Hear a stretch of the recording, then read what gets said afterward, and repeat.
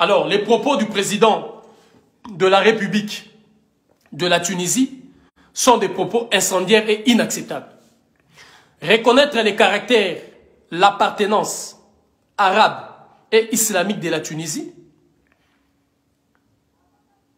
c'est d'abord une folie, et de deux, cela ne peut pas empêcher que le noir ne circule pas. Le noir a le droit, la liberté de circuler librement partout au monde, et en partant d'abord en Afrique, du nord au sud, de l'est à l'ouest, en passant par les centres.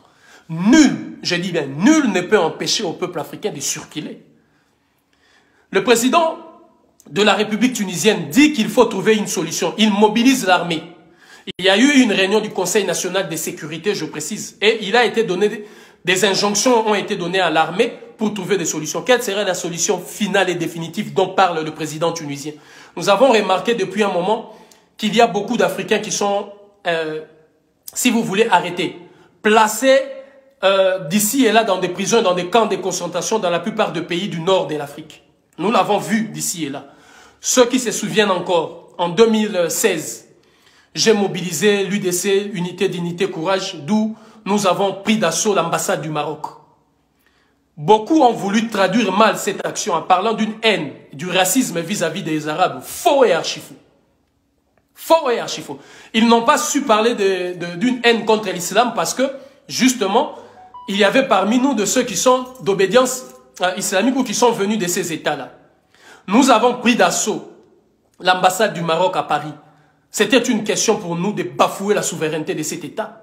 Parce que le Maroc avait bafoué la souveraineté, l'intégrité physique de notre peuple.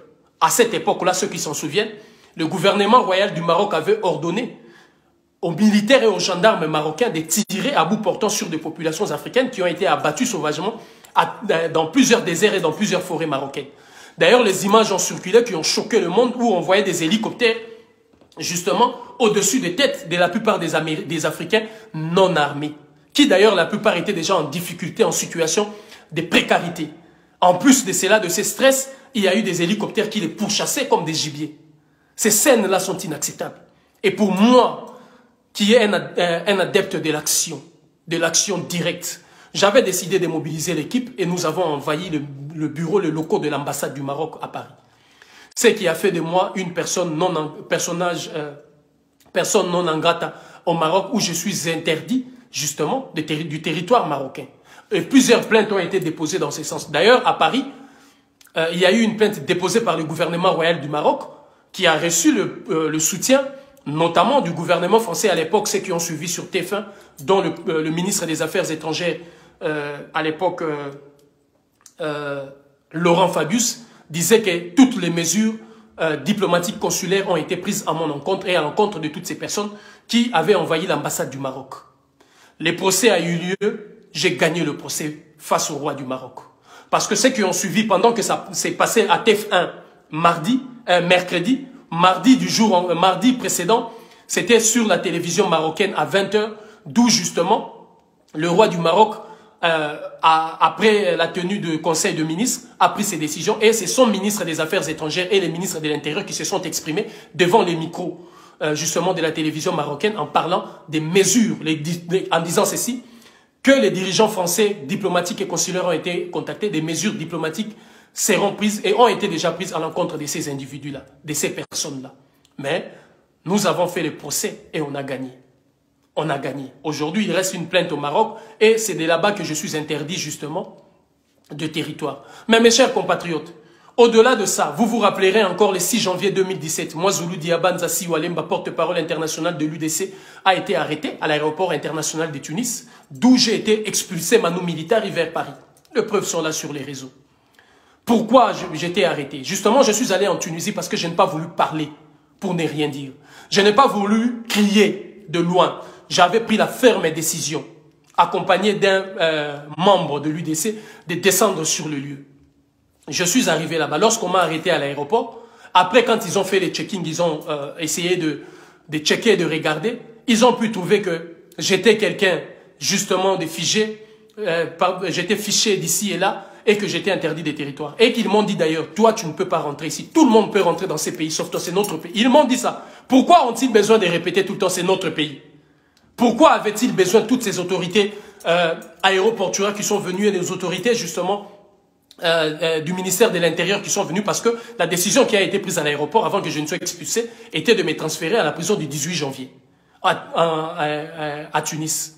C'est lorsque le vaste réseau des militants s'est mobilisé, lorsque les membres de l'UDC se sont mobilisés aussi d'ici et là, ça criait partout sur les réseaux sociaux, c'est là qu'on m'a relâché et qu'ils ont pris la décision de m'expulser de Tunis. Je ne suis pas rentré. À partir de l'aéroport, j'ai été expulsé vers Paris. Arrivé sur Paris, tous les services secrets qui sont venus me chercher, quand on les a appelés, beaucoup ont refusé. 3 services ont rebroussé chemin.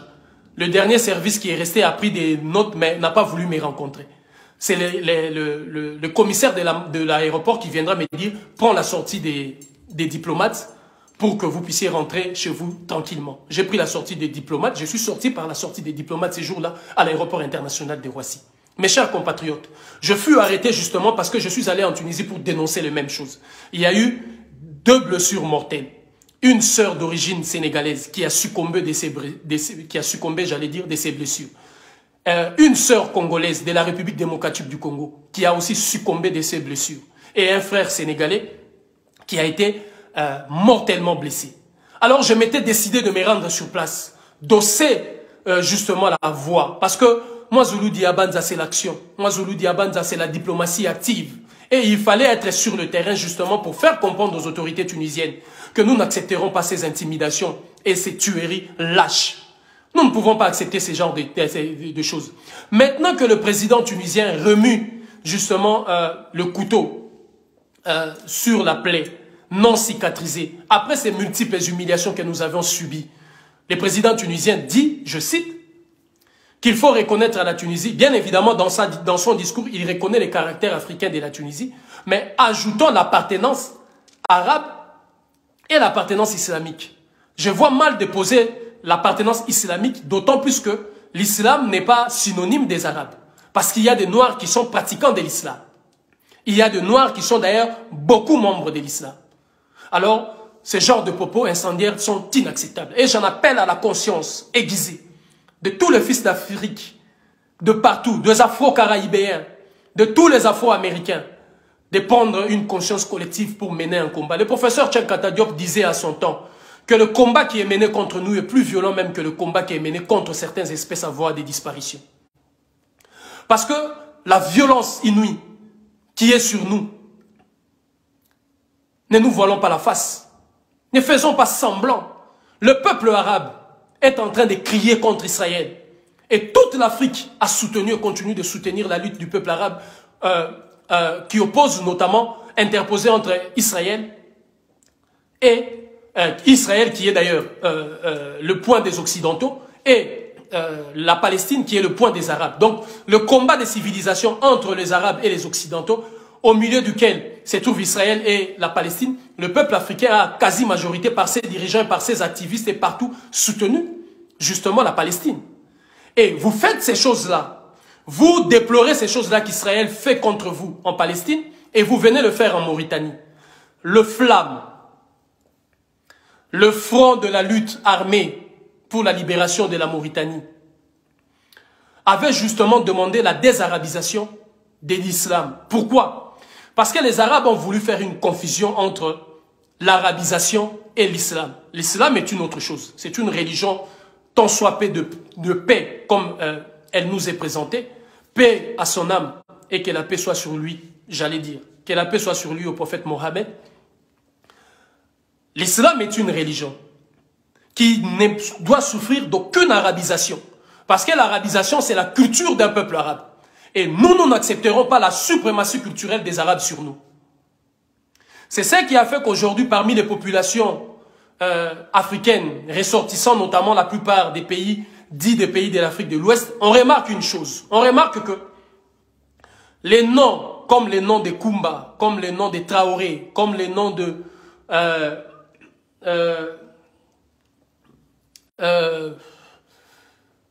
Modibo, comme les noms de Keïta, la plupart de noms aujourd'hui disparaissent. Parce qu'il y a une attaque culturelle et identitaire en faisant croire même que ces noms relèveraient de la sorcellerie et qu'il faut prendre des noms à consonance arabe. Des Mohamed, Mamadou, des Abdoulaye, Abdallah, des noms comme ça. C'est inacceptable. Nous ne pouvons accepter justement cette destruction fondamentale de notre identité, de notre culture au nom d'une prétendue religion.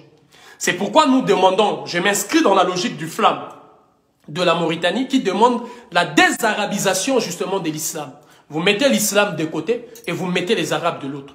Donc je ne veux pas rentrer dans le jeu malsain du président de la Tunisie qui veut faire un lien intrinsèque entre l'islam et les arabes. Les arabes bien sûr pratiquent l'islam. Ils ont le berceau de l'islam chez eux. Mais beaucoup de peuples et de populations pratiquent aussi l'islam. Donc, ne faisons pas la confusion et l'amalgame de choses.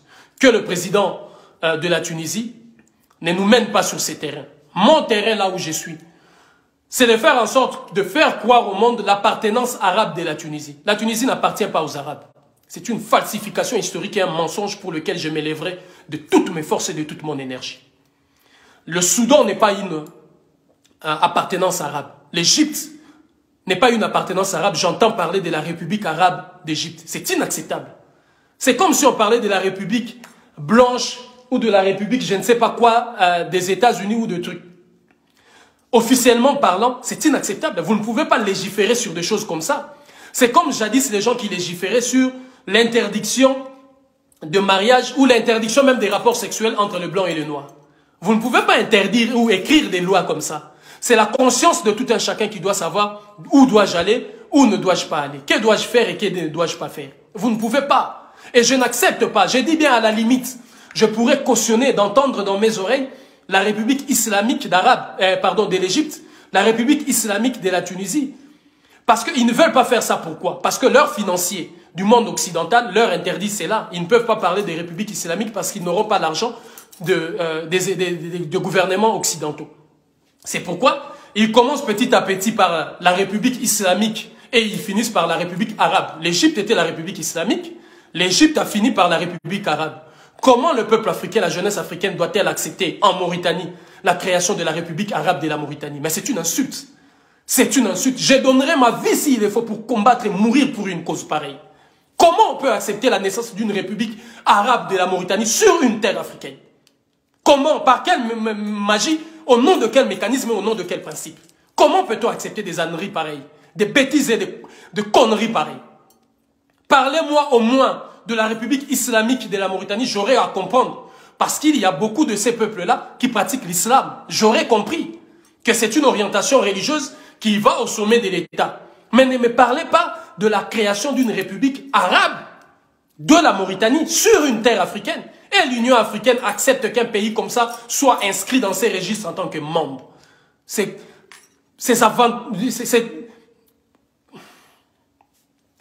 L'Union africaine accepte de telles bêtises. Comment pourrons-nous avancer? Comment pourrons-nous aller de l'avant sur des questions comme ça? On ne peut pas accepter des républiques arabes de la Mauritanie, des républiques arabes de l'Égypte. Non! Arabe, ce n'est pas une idéologie. Arabe, ce n'est pas un mode, un système politique. Arabe, ce n'est pas une mode de gouvernance. Arabe, ce n'est pas une philosophie. Arabe, c'est une identité ethnique et culturelle. Et elle ne peut pas prendre le dessus sur d'autres ethnies et d'autres peuples. Déjà, vous parlez de la République arabe de la Mauritanie. En Mauritanie, il y a plus de Soninké, des Malinké, des Djoula, plus que des Arabes. Alors, que devons-nous faire? Il faut créer la République Djoula de la Mauritanie pour exclure d'autres. Comment on peut accepter des choses comme ça? De notre génération, ces choses-là ne peuvent pas avoir le lieu. Chaque Africain et Africaine partout où il se trouve doit s'élever, doit se révolter contre ces principes-là. C'est la raison pour laquelle j'avais brûlé le drapeau de la Mauritanie. Et je le referai à chaque fois que l'occasion me sera permise, justement pour allumer les consciences. C'est inacceptable. Nous ne pouvons accepter que dans un pays où il y a plusieurs ethnies. Parce que quand vous parlez des Arabes, en Afrique, ils deviennent une ethnie. Parce que nous avons des Djoula, nous avons des Soninké, nous avons des Mandingues, nous avons. Donc on ne peut pas accepter la création d'une république arabe selon la suprématie d'une ethnie, d'une tribu, d'un peuple au-dessus d'autres peuples. Moi, je combats toute forme de domination et je n'accepterai jamais de mon vivant qu'il y ait sur la terre d'Afrique des républiques arabes. Les terres africaines appartiennent aux Africains. Si tu y vis, tu es africain. Que tu sois Marocain d'origine arabe, je m'en fous complètement. Que tu sois Marocain venu de la Syrie, je m'en fous complètement. Mais du moment où tu es Marocain, tu es Africain. Que tu sois Tunisien venu de la France, je m'en fous complètement. Que tu sois Tunisien venu de l'Italie, je m'en tape complètement. Mais du moment où tu es Tunisien, tu es Africain. Si vous ne voulez pas, faites vos bagages, dégagez. Répartez d'où vous êtes venus. Dégagez, répartez d'où vous êtes venus. Parce que tout le monde le sait. Et aucun scientifique digne de ce nom ne peut me contredire sur ces faits que je suis en train d'avancer. D'ailleurs, j'ai utilisé les types négroïdes, soudanais, négro-africains, pour démontrer justement ou aller dans le sens des arguments scientifiques qui sont utilisés. Et tous les arguments scientifiques, toutes les recherches scientifiques abondent dans le même sens. Que ces populations-là, qui sont autochtones de ces terres-là, sont des populations du type négroïde ou du type, j'allais dire, soudanais.